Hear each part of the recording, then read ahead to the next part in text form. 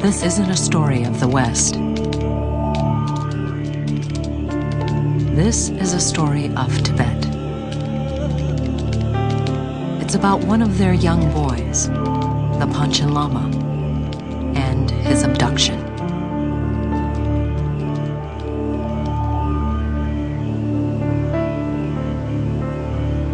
This began a long time ago, when the Buddhists of Tibet discovered a system to identify their future religious leaders as young children. Believed to be reincarnations of former religious leaders, these children at a very young age are immersed in a rigorous 20-year education. And so it would have been for this boy, Gendon Chökyi Nyima, the 11th Panchen Lama. Known as the second most important religious figure in Tibet, he is the center of a swirling storm of international controversy.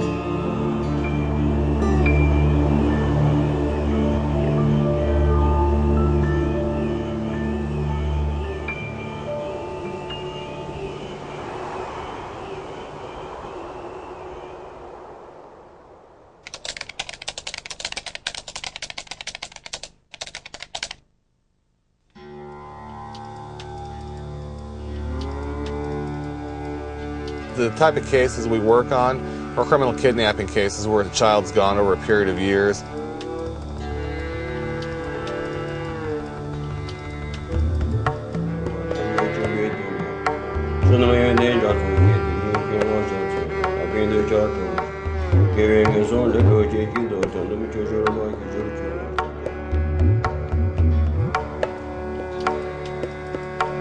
And it doesn't matter whether it's in California or in another country, abduction is abduction, child abuse is child abuse.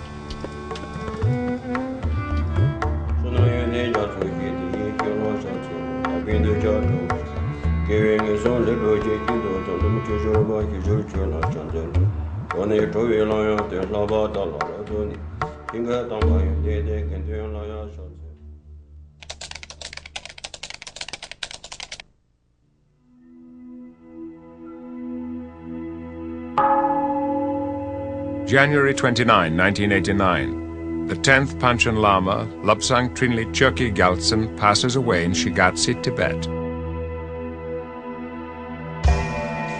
Upon the sudden death of the 10th Panchen Lama, the traditional identification process for the next Panchen Lama began. Almost immediately, the process veered wildly off course. The question: who holds the historic religious authority to identify the reincarnation of such an important spiritual figure? The Chinese government or the Dalai Lama of Tibet? At present, there are two answers. Two boys have been chosen, one by the Chinese government, the other by the Dalai Lama. The boy chosen by the Chinese government is not accepted by the Tibetan Buddhists. The boy identified by the Dalai Lama is reported to be under house arrest by the Chinese government. He, along with his parents, were last seen in May 1995, just days after the Dalai Lama publicly identified him. He was then 6 years old.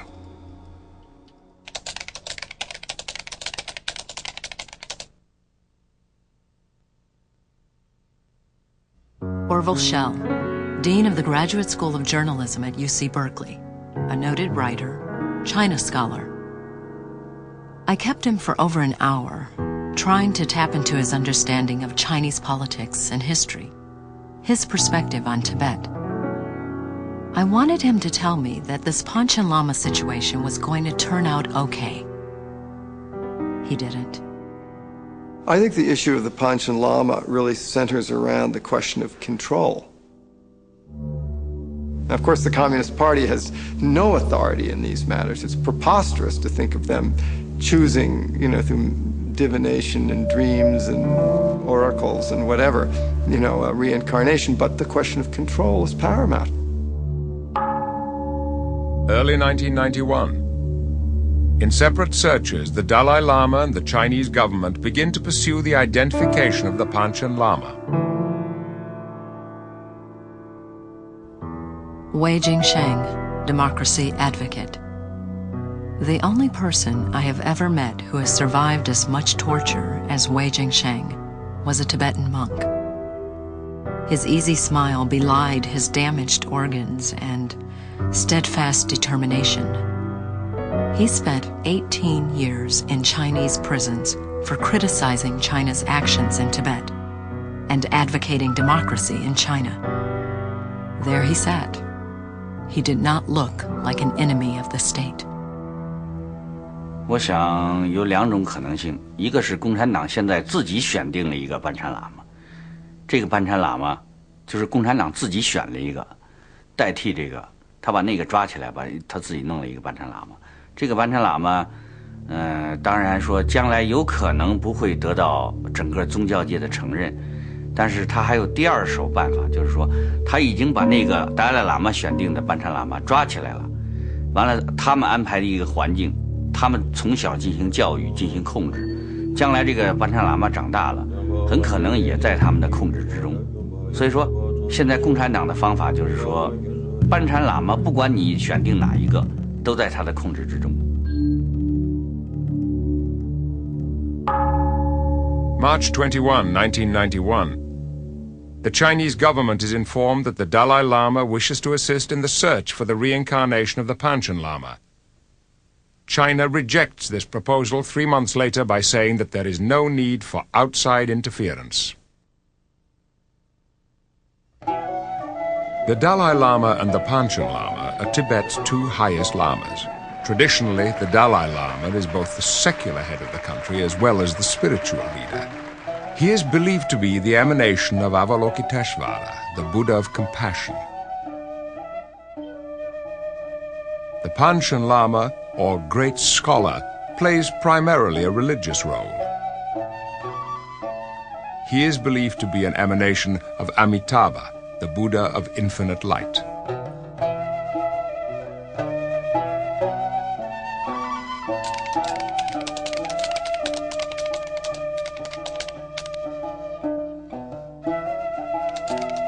It's said the Panchen Lama is like the moon to the Dalai Lama's sun. Tibetans explain that when one dies, the other helps find and identify the new incarnation. Sometimes the Panchen Lama is the spiritual father to a young Dalai Lama. At other times, he is the spiritual son. They guide each other from lifetime to lifetime.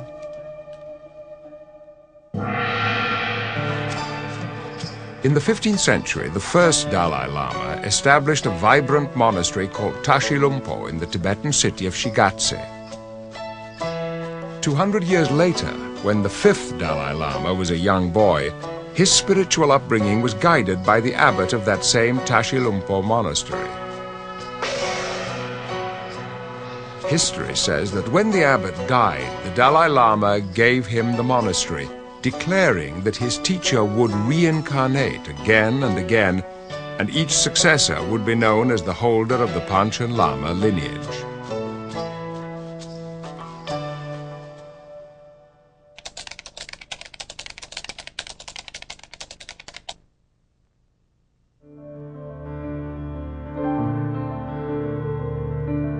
George Fernandez is a very confident man and one of the most recognized figures in Indian politics. Currently India's Minister of Defense, he's also known as a powerful labor leader. Once, he told me, he had the power to shut down the entire labor force in the city of Bombay for any purpose he thought fit. I believed him. If there are circumstances where tomorrow a new Dalai Lama has to be identified, and we have still not liberated Tibet and the Tibetans are not in charge of their own affairs, then you can rest assured that the Chinese will identify Dalai Lama also. So the issue is much bigger than just looking at the Panchen Lama and where is he and how do we get him out. The issue is much bigger than that.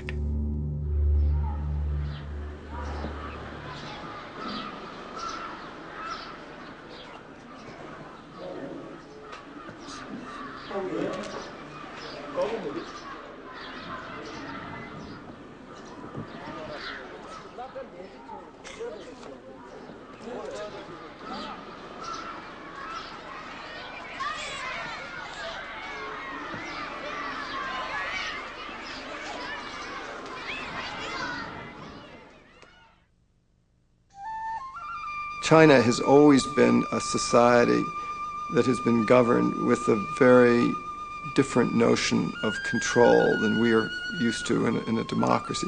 They've not esteemed diversity, debate, pluralism, a loyal opposition.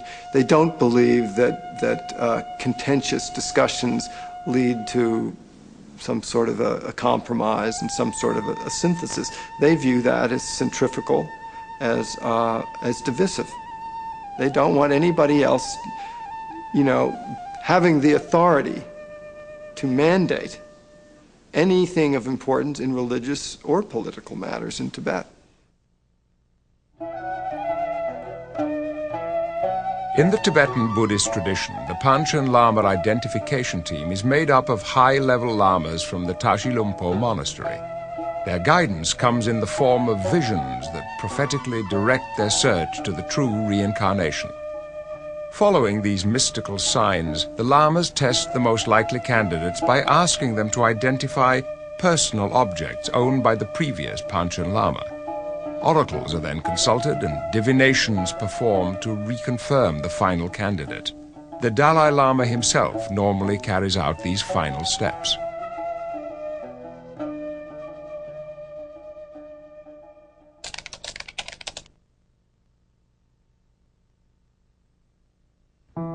Houston Smith is known as the grandfather of the study of world religions. He grew up in China, the son of Methodist missionaries. The day after the communists took over their town, his parents were placed under house arrest for 9 months.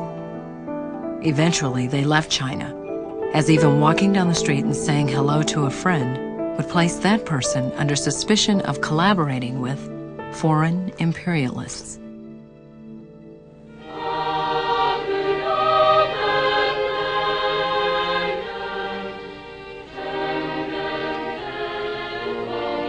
All religions, Judaism is a little less clear on this, but all of the others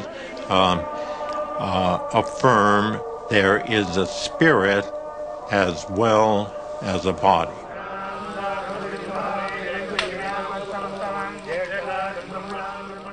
And they all hold that there is more to be done in the afterlife. Now, in reincarnation, the view is that that added work that needs to be done is done on this plane in a physical body.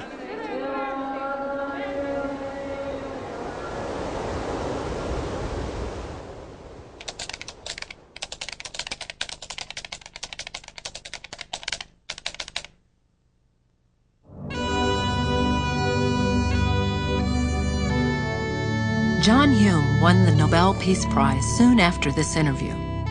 He's been a moderate voice in the conflict in Northern Ireland for over 20 years and understands the passions which drive their struggle. In a characterization that might bring it home for the West, he suggested one could compare China and Tibet with England and Northern Ireland.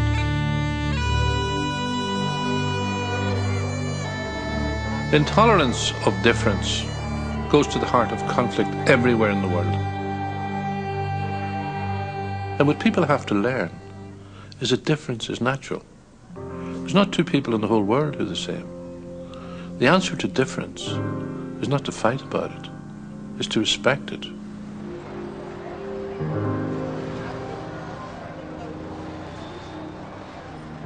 During the Reformation, when England colonized Ireland, the colonists were Protestant, the settlers, and the natives were Catholic. So from day one, the difference in religion had a much deeper significance because it went to identity as well, Britishness or Irishness.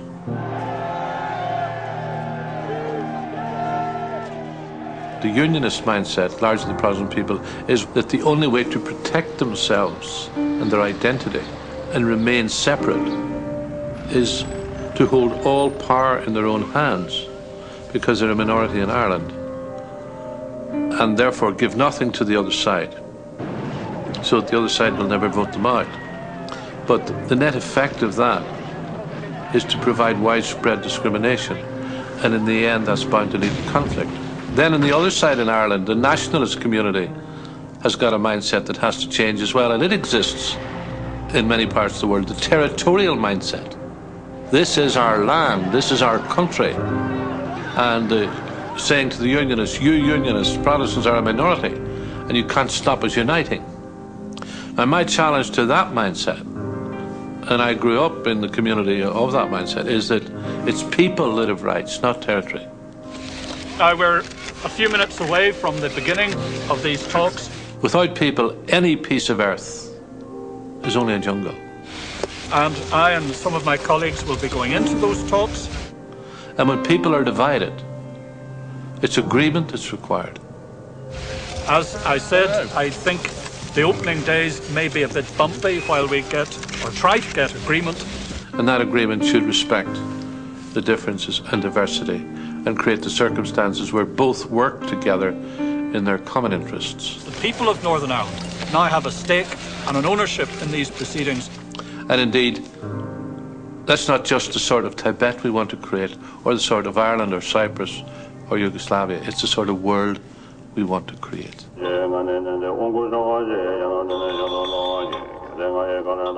Well, I mean, there really is a disconnect between what China is all about and what Tibet is all about. China really thought they were liberating Tibet, overthrowing this old oppressive, exploitative system that had serfs, had a theocratic structure on the top. Tibet didn't have a history of endless rebellions against the Tibetan religious establishment. People at every level, even though there were abuses, there were inequities, and there was exploitation, people at each level felt a part of this this religious system, which they really didn't in China. And this was something China couldn't understand very well. They still saw liberation in the terms that were meaningful in China as relevant for Tibet. And thus, it got to be forced upon Tibet in a way that I think China still incompletely understands. I mean, why the Tibetans weren't more receptive to the idea.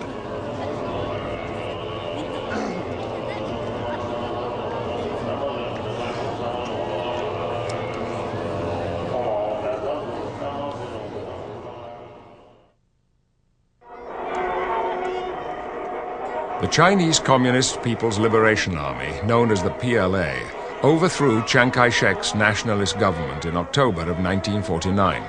That same year, the PLA called for the peaceful liberation of Tibet.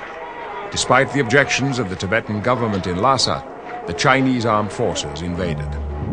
Over the next several decades, this resulted in the deaths of hundreds of thousands of Tibetans who were killed in battle, executed, tortured in prison, committed suicide, or starved to death.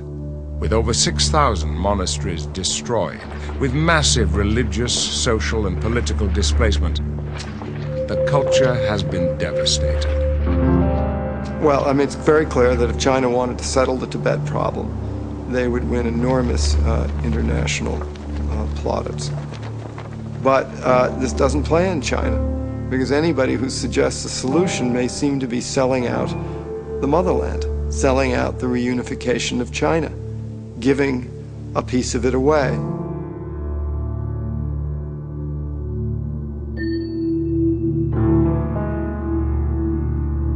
In 1959, the Dalai Lama, members of the Tibetan government, and thousands of Tibetans fled to India. Today, over 130,000 people are living in exile, scattered across the world. The Tibetans in Tibet face an ever-tightening situation. Their religious practice is strictly controlled. Massive resettlement campaigns by the Chinese are making Tibetans a minority in their own land. There exist language and cultural barriers to economic opportunities and a quality education. Half of the political prisoners are monks and nuns. Waving a Tibetan flag in public means years in prison. Many Tibetans continue to look to the Dalai Lama for both spiritual and political leadership, yet publicly displaying a picture of the Dalai Lama inside Tibet is outlawed.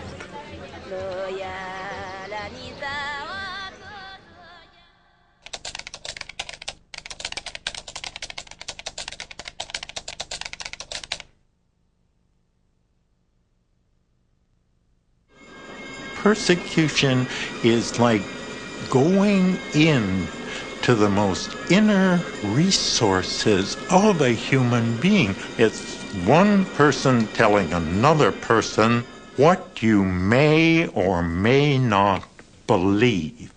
Now that's just quite different from what you may or may not do.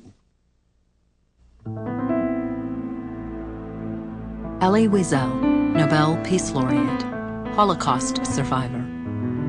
Elie Wiesel objected to one of my questions. What happens when governments use persecution as a weapon? He took issue with the term weapon. Persecution, he said, is used to control, but not to kill. Weapons means killing. Leaning towards me, he shrugged his shoulders slightly and whispered, "I'm simply sensitive to the word." Once upon a time, refugee meant somebody who had a refuge, found a place, a haven, where he could find refuge. Refugee today means somebody who has no home, no homeland, no security, no government to protect him or her. I think those governments who resent religion, they are afraid of religion, because religion may be, in their eyes, in their views, be seen as a counter-government or a parallel government. A religious person answers to God, not to the elected or non-elected official.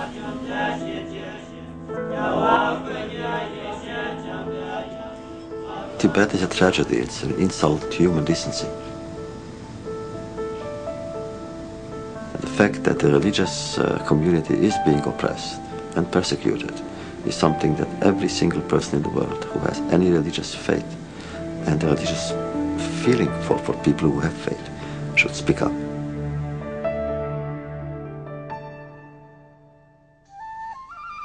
Geshe Gyaltsen, director of the Thubten Dargay Ling Monastery in Long Beach, California. After we finished the interview, I sat chatting with him. He's a man with a very warm heart. He asked me why I was there. Why was I really doing this project? Sometimes Panchen Lama is the teacher for His Holiness Dalai Lama, and sometimes His Holiness Dalai Lama is the teacher for the Panchen Lamas. This kind of, this third point, teachers' relations, very important relation.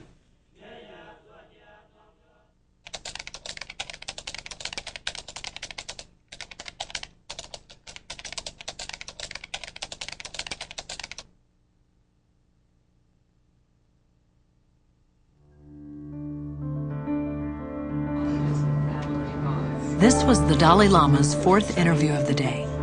He had already taped the Larry King Show, the News Hour with Jim Lehrer, and Radio Free Asia. Now it was our turn. Feeling the weight of the project as our time drew to a close, I found myself saying, it just doesn't make sense. It doesn't make sense for an atheist communist government to select a Tibetan Buddhist religious leader. He just laughed and agreed it wasn't logical. Then he hinted I should calm down and think clearly. I thought very seriously about the timing of announcement. Firstly, because the Panchen Lama's reincarnation become clear inside Tibet, he is inside Tibet, under Chinese control. So therefore, whether we like it or not, we have to we have to work through Chinese government. Then about to announce, this is my final sort of decision, I also informed Chinese government. Then it's an indication they are very furious. May 14, 1995. After completing the appropriate traditional Tibetan rituals, the Dalai Lama announces Gendon Chökyi Nyima as the reincarnation of the Panchen Lama. They do not accept any idea of rebirth, and in fact they consider Tibetan Buddhism is very backward. It's worthy to eliminate. At the same time, they are so much concerned about the reincarnation, which very much is the spirit of religious belief. May 17, 1995. Xinhua, the official Chinese news agency, carries a scathing reaction and terms the Dalai Lama's action of identifying the Panchen Lama as illegal and accuses him of disregarding fixed historical conventions, undermining religious rituals. Now, in this case, now they see, at least the local Chinese, they see clearly, so long Tibetan religious faith remain there, so long Tibetan unique cultural heritage remain there, they see the threat of separation. May 18, 1995. The Chinese launched their campaign to denounce the Dalai Lama's declaration of the new Panchen Lama. Tourists in Shigatse report a sharp increase in troop activity. Now in future, once the Chinese government face the reality, and according to the reality, some reasonable or open discussions happen, certainly we can solve these problems. Mid-May 1995. Gendon Chökyi Nyima, the young boy identified as the Panchen Lama by the Dalai Lama, is taken to China. The exact whereabouts of him and his family are unknown.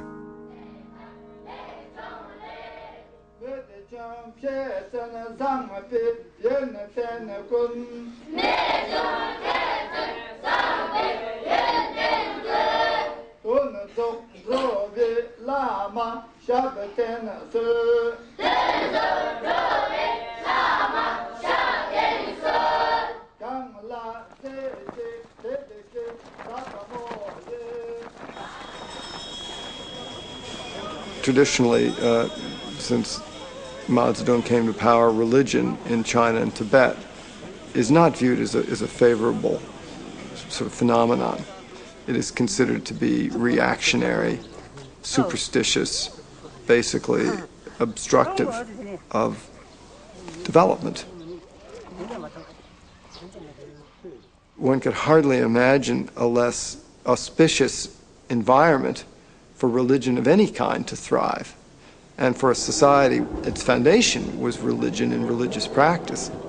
This was a mismatch from the beginning.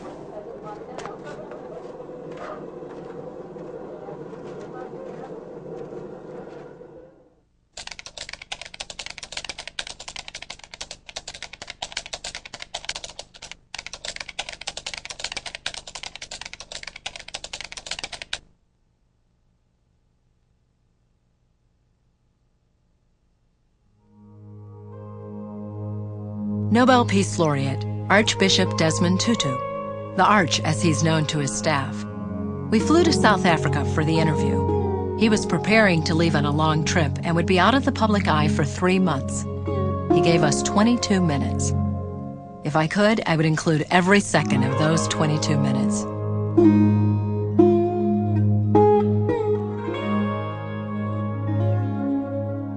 We in South Africa are quite clear that we would not have succeeded, certainly not as comprehensively or as quickly, without the support of the international community. We would like to see the problem resolved peacefully or reasonably peacefully. And that is why, you see, we call on the West. For goodness sake, if you want non-violence to succeed, then help these people.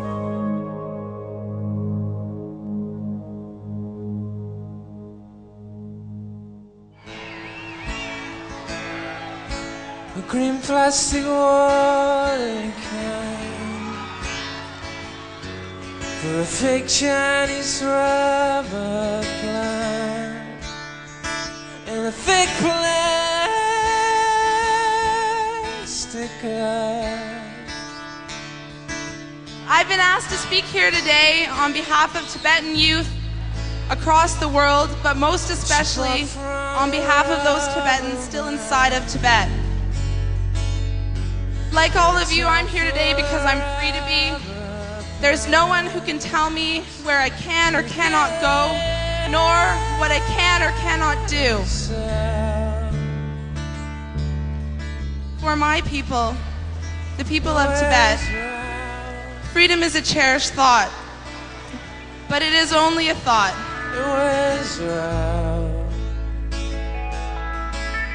All of the things that they desire most are kept from them, and yet they have not given up hope for their freedom.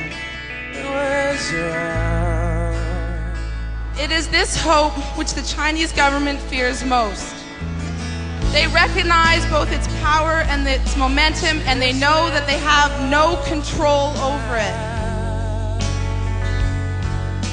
They have seen what has taken place in countries like South Africa, Eastern Europe, and most recently Indonesia. In these countries, it was the people's collective hope and fundamental belief in their freedom which toppled even the most powerful and ruthless regimes.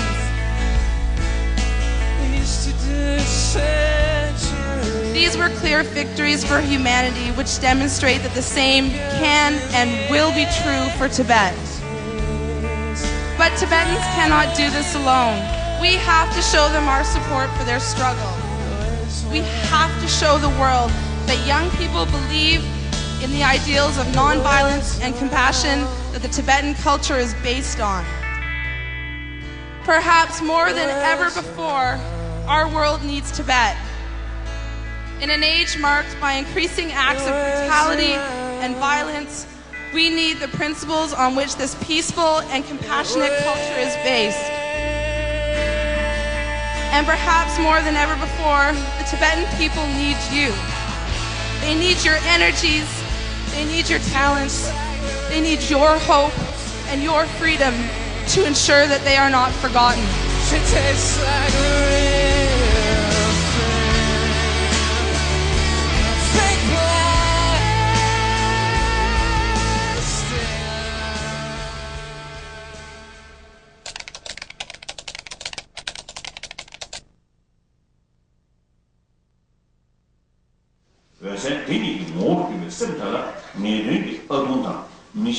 In his previous life, this young boy, Ling Rinpoche, was the senior tutor to the young Dalai Lama.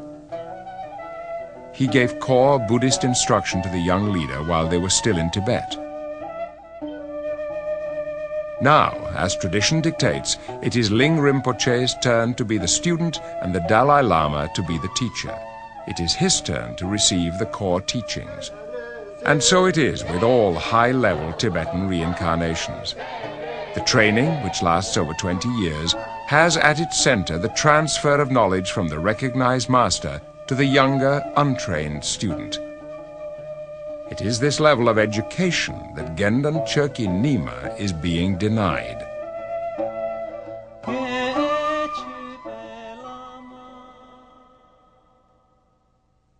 We have a tragedy in the making because if he does not receive the proper kind of spiritual, philosophical education, he will not be equipped to either lead or to win the authority and respect that he would have to have in order to be even a spiritual leader.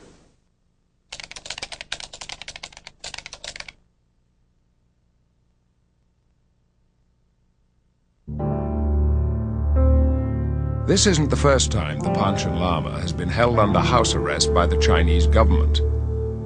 The 10th Panchen Lama was also caught in the crossfire. He was once seen as a spokesperson for the Chinese government. Later, after writing criticisms of China's liberation of Tibet, he too was imprisoned and then placed under house arrest for a total of 14 years. His sudden, mysterious death came after further criticisms of China's actions in Tibet and his public support of the Dalai Lama. His death still leaves many questions unanswered.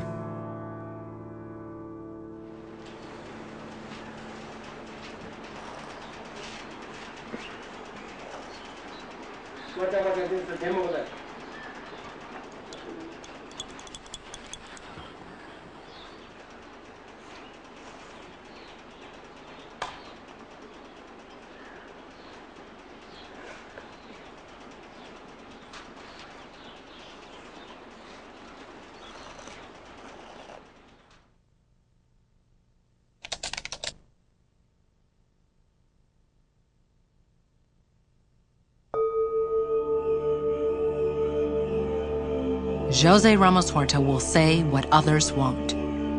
He has been in exile since 1975, since the colonization of East Timor by the Indonesian government.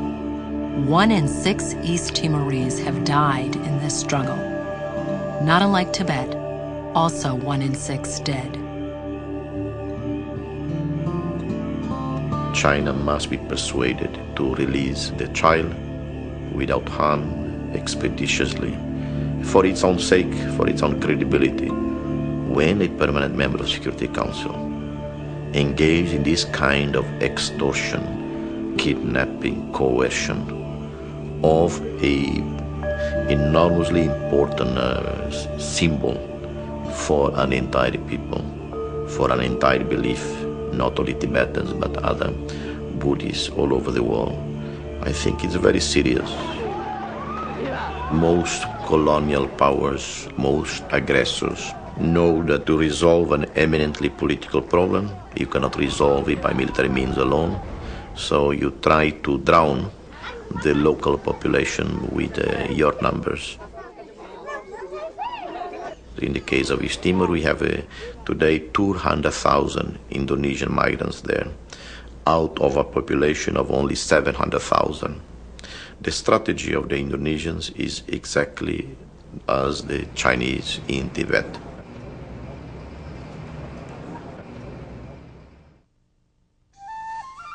This is also not the first time that the Chinese government has claimed the right to choose the High Lamas of Tibet. To validate their authority in this matter, the communist government cites a recommendation made in 1792 by the Manchu rulers to the Tibetan government. The Manchus suggested that in selecting High Lamas, the Tibetans should institute a lottery, which they referred to as the Golden Urn system. One name would be chosen and then forwarded to the Chinese central government for final approval.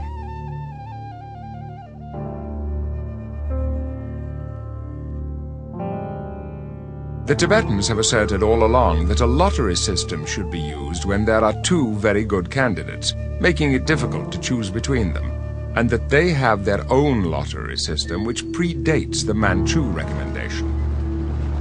So the question remains, whose authority reigns supreme? May 19, 1995. Posters rejecting the Beijing claim for use of the Golden Urn appear in Lhasa. And the Putin alone mixed so 결국은 최대 대사 매비지 뭐 있나야. 개미 아니 벽은 낭출이야. 만배 땅인도 전에 그 미직을 만배 땅지야 통되겠지. May 20, 1995. Dharamsala responds to the Chinese government by explaining the historical conventions relating to the recognition of reincarnations. They urge Beijing not to politicize Tibet's spiritual traditions. 지금으로 다 지기지리가 떠대야 돼. 시우지기다. 떠서 전부 여대비지 내주차. 아니 작가나 이부터 시우지 개심무식 내주차 용도 된대게 내주고 안에 변한게 다지 출루 변화 잠이 써야게 천배 가다지 미semla 아니 마대여야지다 미semla 투기하게 투기여야게 진짜들 돼야지 다 마음발을 녀좀 무튼이 철철을 줘야게 진짜 처비 준세를 때네 점을 실어는 도나 채고야지 마신 처그럽습니다. May 21, 1995. Posters supporting the Dalai Lama's selection for Panchen Lama appear in Shigatse. ganda sayagi tablam öshin tsamba nipeji oane tablam jitsa matuna ade Europe sagu ji mirin damere mongu yese sagule nyokdo yungu yeba nanshin chigi Asia yese de nyokdo ya 다시 시도해. 자, 근데 소인도 사네 nyokdo ji 중차나 아니 겨로자야디 다 치타 봐. 사다디 nyokdo 뭐 중코네 nyokdo 세과지. One gets the crux of so much of ethnic conflict today, which includes religion. The Christians don't give a hoot about what the Muslims believe, and nor the Muslims about the Christians. It's not the doctrinal differences that divide them. It's this heritage of memory of atrocities unavenged. Now, unless we can break through that, we go into living our lives and history by looking through the rearview mirror. And that's where forgiveness comes in. To forgive is not to condone what was done. What it means is not to allow the past to dictate the future.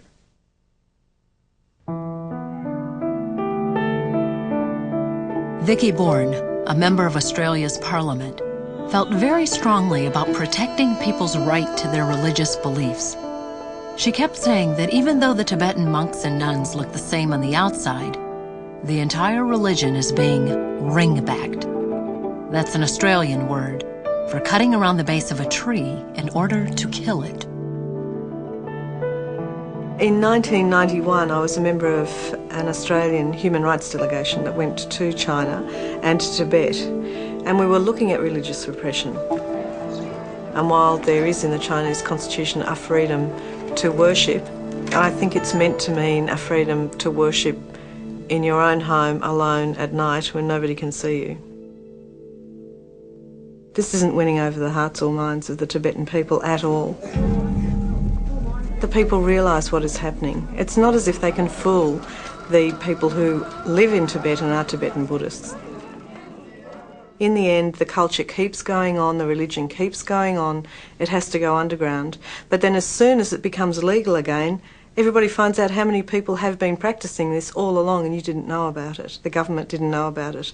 Or if they did, they tried to kill it off. It just won't work. Citizens of the People's Republic of China enjoy freedom of religious belief. The state protects normal religious activity. But what is defined and interpreted as normal is done so by Communist Party officials who are, by law, required to be atheist.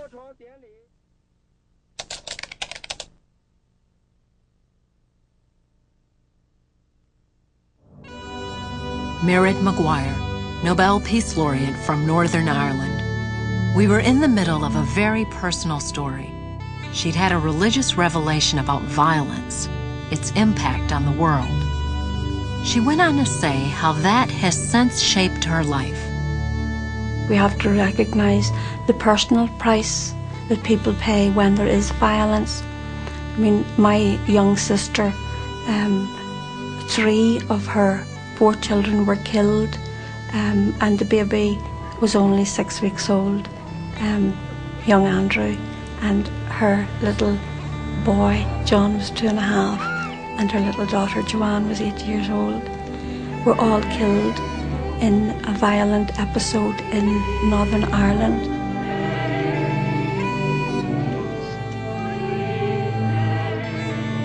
And that is the personal price that people pay whenever there is violence.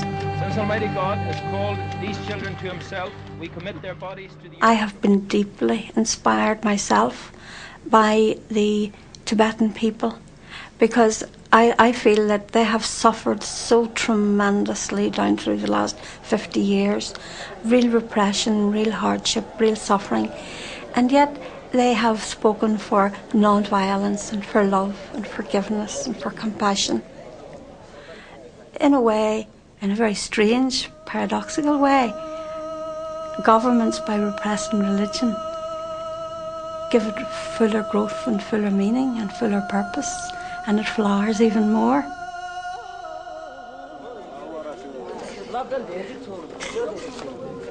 The religious action is the essence of the Tibetan people, really it is. We want to have the happiness. That's why we need to have the cause of happiness. The cause of happiness is the spiritual action.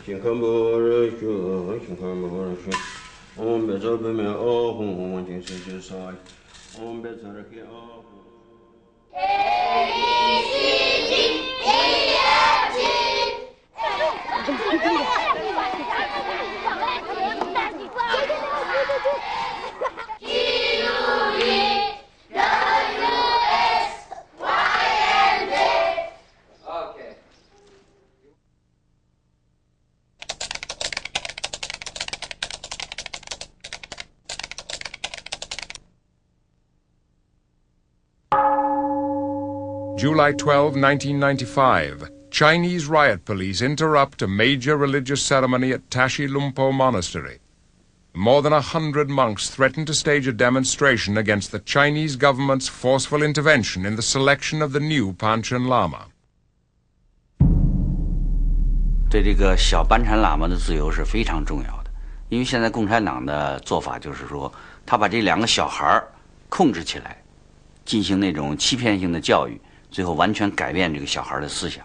如果现在不赶紧给这两个小班禅喇嘛自由的话，那么时间长了恐怕就没有什么用了。这两个人可能都被他们给变成一个假的班禅喇嘛了。所以这个时间是非常重要的，时间非常重要。September 14, 1995. Tibet Information Network, a London-based news monitoring agency, releases a list of 48 Tibetans who have been arrested by the Chinese police in connection with the Panchen Lama reincarnation dispute. I think part of the problem is now that it becomes even more intractable because there were so many mistakes made and such brutality and savagery committed in Tibet that to acknowledge the magnitude of this wrongdoing would be completely humiliating to the Chinese leadership. November 29, 1995. A contingent of high Chinese officials and Tibetan lamas gather in Lhasa to draw lots from the golden urn to select the Chinese Panchen Lama. The drawing results in the selection of a 6-year-old boy from the Nagchu area in northern Tibet. You know, freedom is cheaper than oppression. It seems so obvious. I mean, in this country, they were spending so much money trying to hold people down. Now they are realizing, yes, in many ways, freedom is cheaper. The Chinese, they don't think it is conceivable now. It's thinking the unthinkable. But one day they're going to have to sit down with the Tibetans. You don't negotiate with friends. You don't negotiate with people who hold the same views as you. I mean, you dialogue with your enemies. You don't make peace with your friends. I mean, you are already engaged in peace with your friends. You talk about peace with your enemy, the one you are fighting.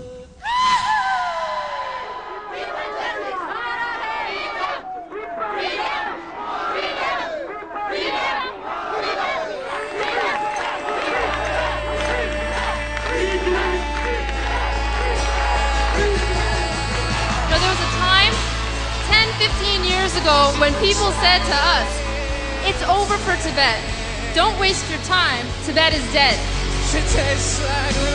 In those days, we had a hard time filling up a room of people for Tibet. And now, I'm talking to a freaking stadium. I believe in the impossible because when I was an undergrad, I was involved in the anti-apartheid movement, in the movement to free South Africa. And in those days, the cynics said to us, "You're wasting your time. Nelson Mandela, he's going to die in prison. It's over for him." And today, Mandela is not only a free man, he was the president of a free South Africa. I want to tell you about a Tibetan woman. She didn't get a chance to grow old because she was a freedom fighter and they killed her while she was still young. She was my aunt. And they said to me that before she was killed, her last words were, "Free Tibet. Free Tibet. Free Tibet. Free Tibet."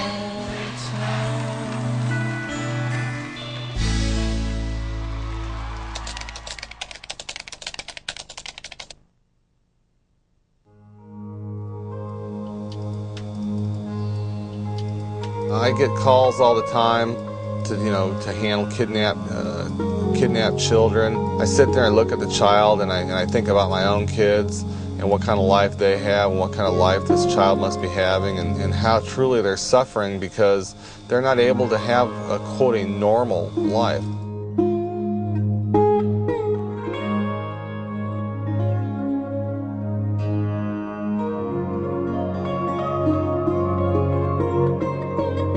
So it's an unfortunate situation where the outside community for Tibet is the last bastion of support and is also an extraordinary irritant. September 1998, the United Nations High Commissioner for Human Rights asked the whereabouts of the then 9-year-old Gendon Chökyi Nyima. The government reply was, "He is being held for his own protection." I had some fear on his life.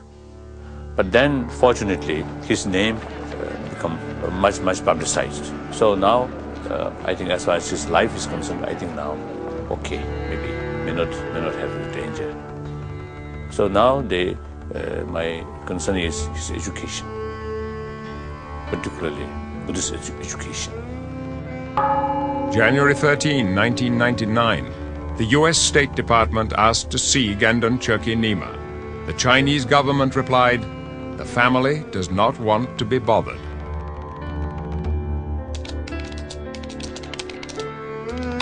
I think I was wrong, because this is not only a story of Tibet and one of their young boys. It is also a story of the world. If the wall can come down, if the world can see an end to apartheid in South Africa, if the Catholics and the Protestants of Northern Ireland can come to the peace table, then it is possible to find a solution to the crisis in Tibet. And for the Chinese government to release a young child. Do something now. Help peace, justice, democracy happen. They can happen. Current status. Gendon Chökyi Nyima is believed to be growing up under house arrest. To date, no one from the United Nations, Amnesty International, or any government has been able to see him.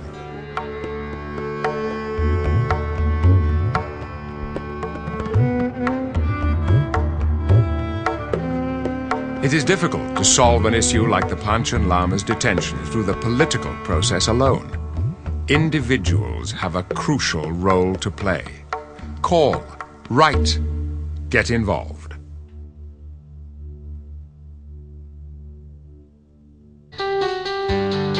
If you ever want to fly Mulholland Drive up in the sky, stand on a cliff and look down there.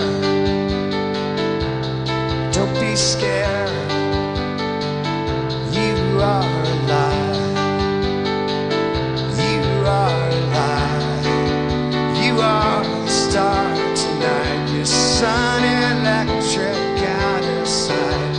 light eclipse the moon tonight. Electrolyte, you're out of sight.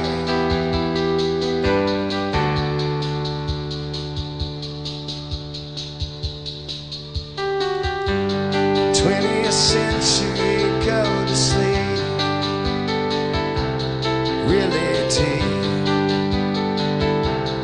We won't blink. We won't blink. We won't blink. We won't blink. We won't blink. Your eyes are burning holes through me. I'm not scared. I'm out of here. I'm not scared.